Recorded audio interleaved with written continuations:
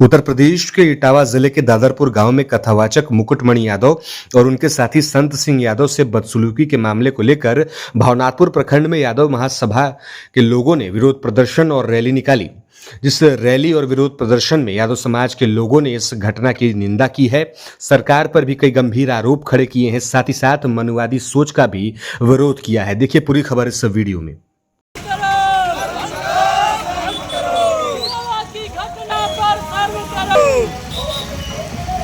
यादव सम्मान रैली का मतलब क्या निकाले हैं?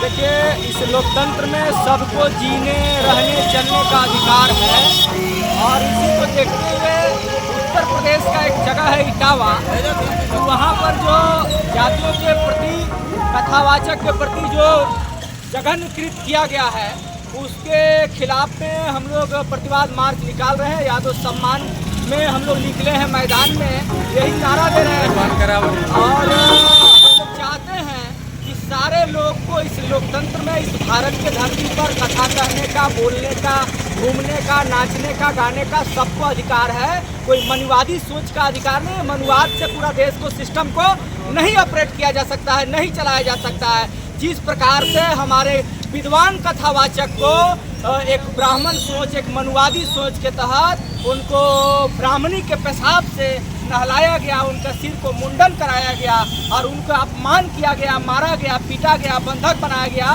उसी भारत को हम लोग मनुवादी सोच से आज़ाद कराए थे।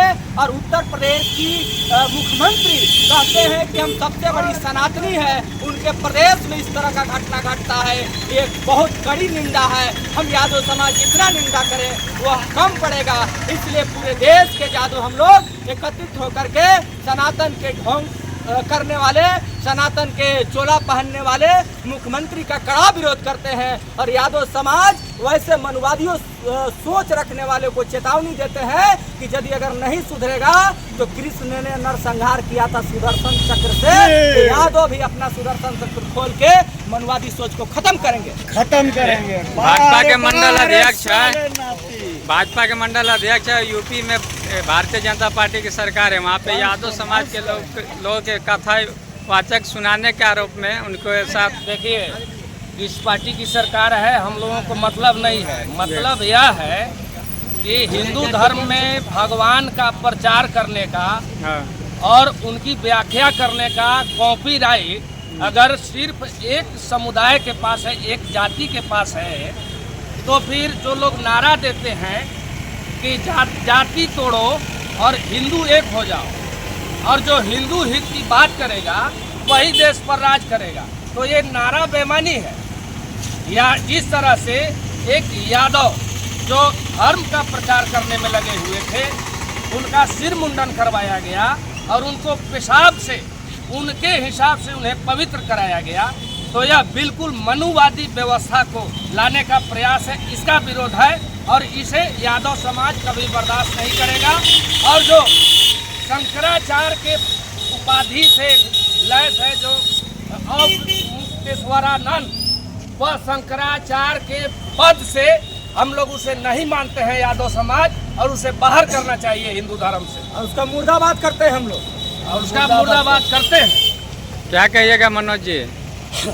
अभी जो इटावा में हमारे समाज के विद्वान कथावाचक के साथ जो दुर्व्यवहार किया गया, कथा कहने के नाम पर उनका बाल का मुंडन कराया गया, नाक रगड़वाया गया, ब्राह्मणी के पेशाब उसके ऊपर छिड़काया गया, उसके लिए हम लोग घोर निंदा करते हैं।